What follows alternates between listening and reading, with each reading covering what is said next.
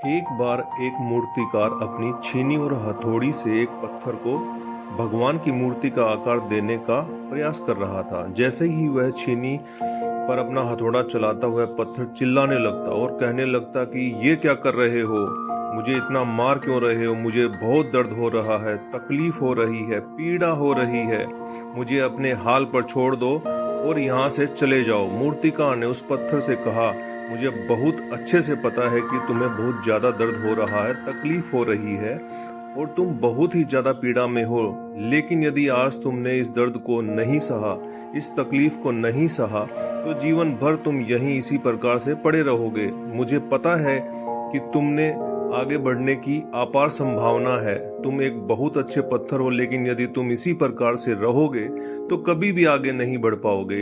इतना कहकर मूर्तिकार ने औजार उठाए ही थे कि पत्थर फिर से चिल्लाने लगा, गिड़गिड़ाने लगा, विनती करने लगा कि मुझे अपने हाल पर छोड़ दो। मुझे पता है कि जीवन के लिए कौन सी चीज सही है और कौन सी चीज गलत है। मुझे बहुत ज्यादा दर्द हो रहा है, अब मैं इस तकलीफ को बहुत ज्यादा नहीं सह सकता हूँ। मैं जिस हाल में हूँ उस हाल में मुझे छोड़कर तुम यहाँ से चले जाओ।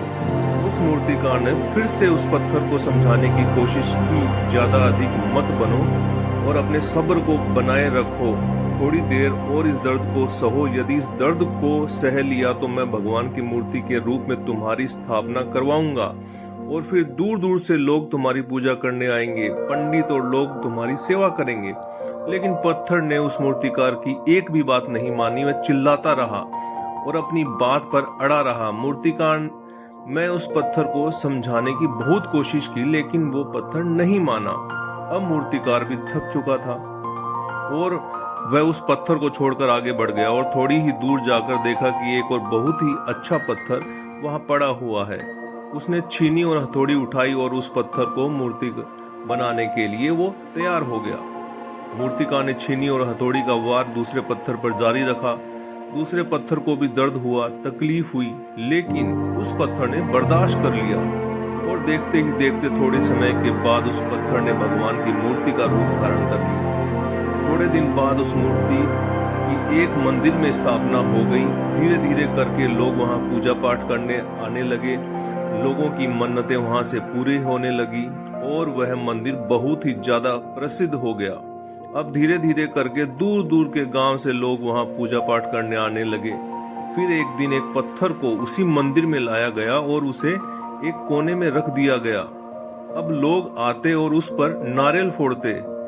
कोई और पत्थर नहीं बल्कि वही पत्थर था जिसने दर्द को नहीं सहा था।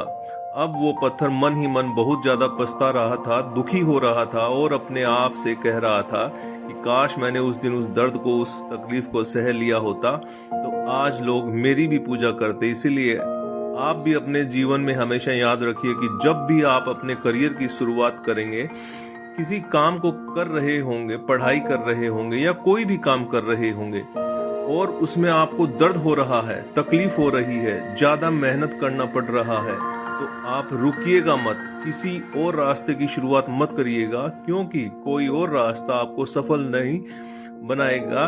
आपको उस दर्द को, उस तकलीफ को सहना ही होगा और उस दर्द को, उस तकलीफ को सहकर आप ज्यादा मजबूत बनेंगे और तभी आप अपने जीवन में आगे बढ़ पाएंगे। और जीवन में हमेशा याद रखिएगा कि आपको पहले पत्थर की तरह नहीं बल्कि दूसरे पत्थर की तरह बनना है।